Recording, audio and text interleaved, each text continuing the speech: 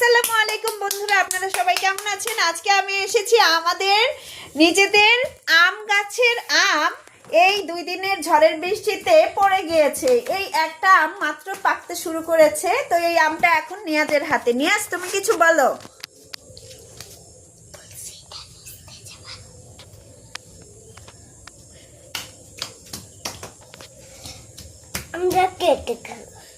এটা কি আম? ওরে সোনা, এটা কাটিমন আম। বন্ধুরা, আমাদের এই আমটা এখন কাটা হবে, আমরা সবাই মিলে খাবো। তো বন্ধুরা, আমি এখন এই আমটিকে কাটা শুরু করছি। এই দেখুন বন্ধুরা, কি সুন্দর পেকেছে। ওয়াও, একটা দারুণ ঘ্রাণও হয়ে গেছে এখানে।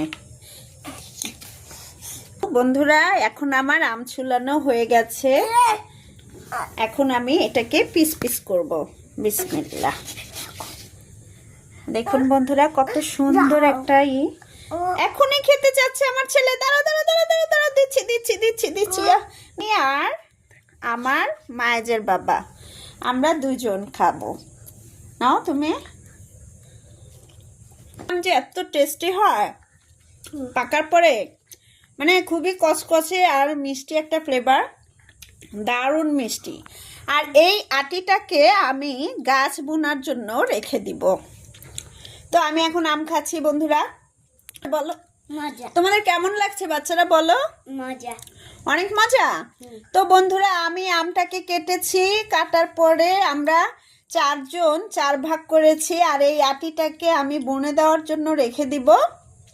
আর আমি 1 কামড় খেয়েছি, আসলেও অনেক টেস্টি, কচকচে এবং মিষ্টি। তো আপনারাও যদি পারেন অবশ্যই কাটিমন আম খাওয়ার চেষ্টা করবেন। আর গাছ পাকা হলে তো কথাই নেই, এটার টেস্টই অন্যরকম। তো আজকে এই পর্যন্তই বন্ধুরা, আপনারা সবাই ভালো থাকুন আর আমাদের জন্য দোয়া রাখুন। আসসালামু আলাইকুম।